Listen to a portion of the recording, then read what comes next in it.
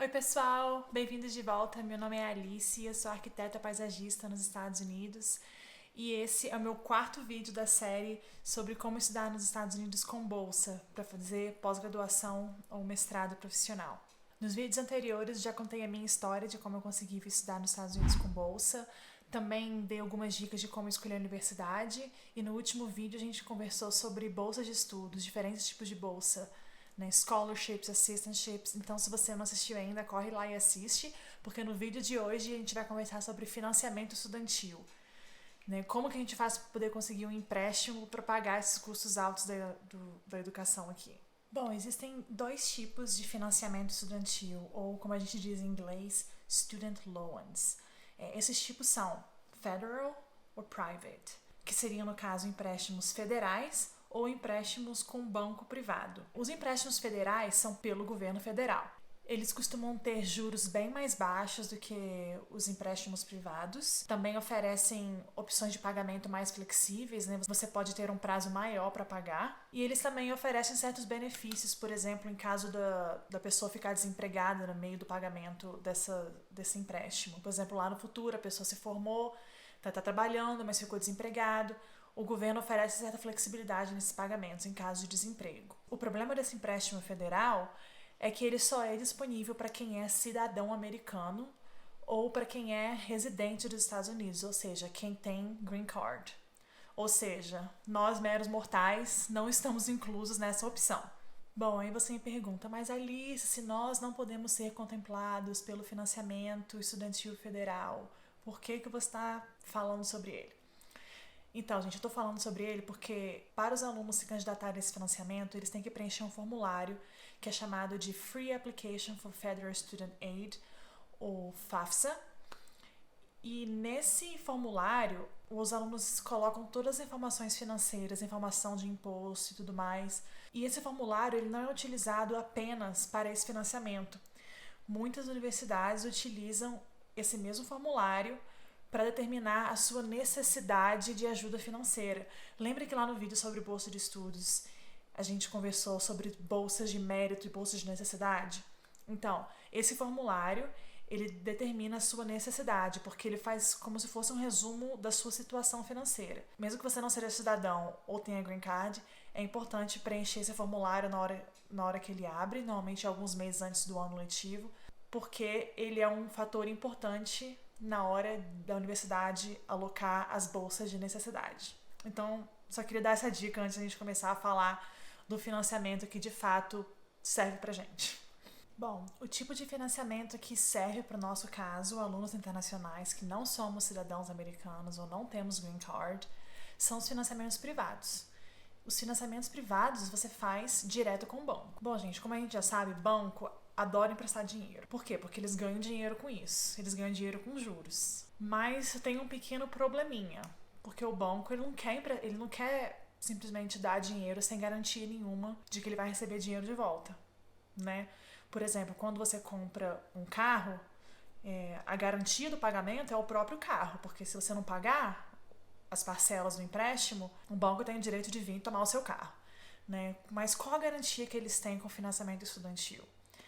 É por isso, por causa dessa necessidade de garantia ou collateral, que a maioria dos bancos privados eles vão pedir que você tenha um fiador ou um cosigner, que seja cidadão americano ou portador de green card. Calma. Eu vou te dar uma opção que não precisa, mas só para vocês entenderem onde eu quero chegar. A maioria dos bancos vão pedir um fiador. Então, se você tem algum familiar ou algum amigo que esteja disposto a assinar esse papel para você, ótimo. Eu não tinha, então tive que procurar uma outra opção. Então lá fui eu pro Google, digitava Student Loan for International Students with no cosigner, ou seja, empréstimo estudantil para alunos internacionais sem fiador. E na época que eu fiz, eu achei duas empresas, a Stilt e a Empower.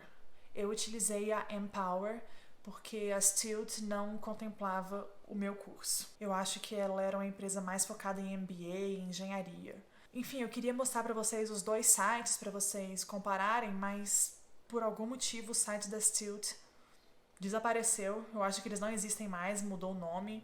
Então eu vou mostrar o da Empower, que foi a que eu utilizei.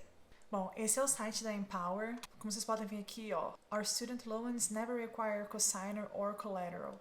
Então você não precisa de ter um fiador americano e você não precisa colocar nenhum bem como garantia de que você vai pagar. Funding for International Students by International Students. Então essa empresa ela foi fundada por alunos internacionais que também tiveram essa dificuldade de conseguir empréstimos. Eles sabem como era difícil conseguir quando eles eram estudantes e resolveram criar essa empresa.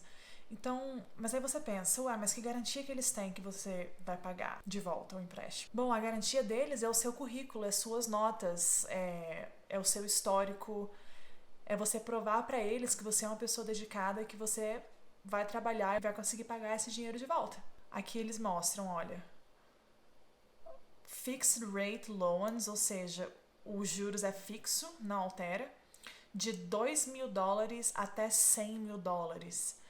Gente, $100.000 é muita coisa. Você pode até conseguir pagar o seu curso inteiro com esse valor, dependendo do seu mestrado. Conseguindo esse empréstimo, você também começa a criar o seu CRESH nos Estados Unidos, seu Credit Score, desde que você faça pagamentos até a data de vencimento. Eles têm um processo rápido de aprovação. Gente, eu não ganho, só para um disclaimer aqui, não tô ganhando nada com isso não, tá? Eu só tô compartilhando porque foi o único que eu conheço e o único que eu utilizei. Mas voltando. Eles ainda oferecem suporte de várias formas. Por exemplo, um deles é Visa Support Letters. Lembra que eu expliquei nos vídeos anteriores que para você conseguir o visto, você precisa provar para a universidade que você tem o valor para você pagar todas as suas despesas pelo período de 1 ano, e que esse foi um dos maiores problemas que eu tive na época que eu estava começando meu curso. Então, quando você faz um financiamento, eles te dão uma carta dizendo que você tem esse dinheiro garantido. Então você não precisa tentar achar com parente igual eu tive que fazer. Vamos ver aqui os requisitos para você poder se inscrever para essa loan. Aqui, ó, quem é elegível para esse empréstimo? Então, aqui estão os requisitos importantes. An undergraduate or graduate student within 2 years of graduating, ou seja, um aluno de graduação ou pós-graduação que esteja até a 2 anos de se formar. Ou seja, se você fez um mestrado de 3 anos, como foi o meu caso, você não consegue financiar os 3 anos, só consegue os 2 últimos anos, né? Os 2 anos antes da graduação, que foi o que eu fiz. Eu financiei os meus 2 últimos anos. Segundo requisito, ser um aluno internacional, DACA, US Citizen, Refugee or Asylum Seeker, ou seja, aluno internacional está contemplado por esse financiamento.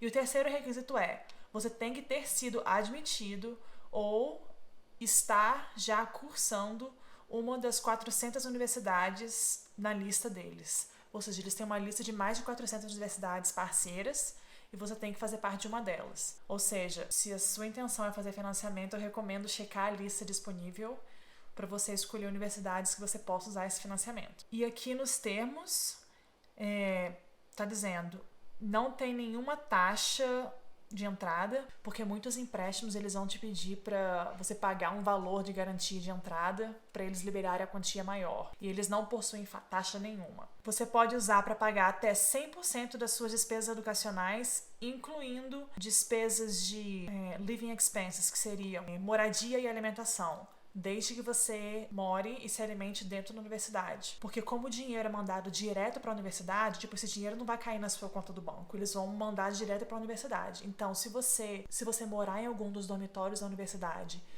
e se cadastrar para algum dos planos alimentícios deles, a moradia e a alimentação vai ser cobrada diretamente no site da universidade. Então, você pode usar, sim, o valor desse empréstimo para pagar por essas despesas. Também, olha, Visa Support, ou seja, eles te dão suporte na hora de você aplicar para o seu visto, fazendo aquela carta que eu disse de comprovação financeira. Career Services, eles têm vários serviços para te ajudar a encontrar um emprego. Isso é muito legal, porque às vezes você não sabe nem por onde começar e eles têm pessoas lá que podem te ajudar com isso. E aqui tem os termos, né? Por exemplo, a taxa de juros antes do desconto.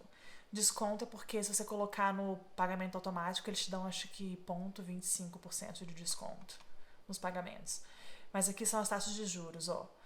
Quase 13% de juros para mestrado e 14% para alunos de graduação. É aqui que eles pegam, né? Que eles ganham mais dinheiro, porque lembra que eu falei que você poderia pegar dinheiro direto no banco com um fiador? Então aquelas taxas de juros são bem mais baratas, coisas de 6, 7%.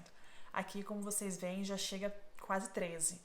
Mas, gente, é o preço a se pagar quando você não tem nenhum americano ou residente para poder assinar o seu financiamento. Aqui, ó, tá dizendo, ó, desconto nos juros, 0,25% se você usar pagamento automático. Ou seja, essa aqui vai ser a taxa de juros depois de desconto. Taxa de juros fixa. O termo você pode pagar em até 10 anos. Pagamentos durante o seu curso. Gente, essa é a melhor parte, porque você só começa a pagar depois de formar. Na verdade, depois de 6 meses depois de formar. Durante esse período todo, durante os seus estudos, você paga somente os juros, o que ajuda muito. E não tem nenhum prepayment penalty. Prepayment penalty é um tipo de penalidade que muitos empréstimos têm. Eles vão te penalizar se você pagar antes do tempo. Isso porque muitos bancos eles querem ganhar com juros mesmo, entendeu? Então, se você pagar antes do período que você concordou, por exemplo, você faz um contrato de 10 anos, mas você resolve pagar em 2, muitos bancos vão tentar te penalizar por isso. Mas esse banco não vai. Ele está aqui dizendo que não tem nenhuma penalidade para o caso de pagamento antecipado. Bom, eles falam aqui também que o processo de inscrição ou de application é super simples. Então você só tem que vir aqui clicar em Apply Now, preencher as informações. Claro, você tem que ter sido admitido em uma universidade, pelo menos, porque você tem que anexar a sua carta de admissão. Mas você preenche o formulário, faz o upload dos documentos e eles vão dizer se te aprovam ou não. Bom, gente, se você gostou desse vídeo, se foi informativo de alguma forma, já se inscreve no canal e curte para você não perder o próximo vídeo, que é onde eu vou falar tudo sobre visto de estudante. A gente vai conversar sobre quais os requisitos para você conseguir o visto de estudante, quais os benefícios, como que faz para trabalhar com visto de estudante, trabalhando na universidade, fazendo estágio durante o curso, trabalhando após o curso e como que esse visto de estudante pode te levar ao visto de trabalho, caso seu objetivo seja emigrar para os Estados Unidos. É isso, espero que tenham gostado. Um beijo!